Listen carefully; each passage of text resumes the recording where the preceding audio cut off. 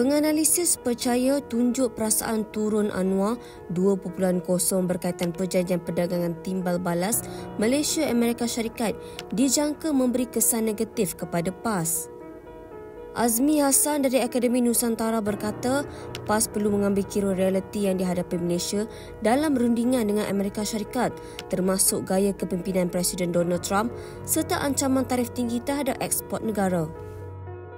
Menurutnya, PAS akan kelihatan keliru malah menggunakan isu itu untuk kepentingan politik sekiranya tunjuk perasaan dilakukan. Kemarin, PAS mengumumkan ia tidak menolak kemungkinan akan menganjurkan semula turun Anwar 2.0 sebagai reaksi terhadap ART atau mengambil tindakan undang-undang termasuk memfailkan semakan kehakiman. Pengumuman oleh Ketua Penerangan Ahmad Fadli Syahari itu muncul meskipun kerajaan menjelaskan bahawa Jabatan Peguam Negara telah dirujuk bagi memastikan ART tidak mengandungi sebarang peruntukan bertentangan dengan semangat perlembagaan dan undang-undang. Yasmin Abdul Latif, FMT.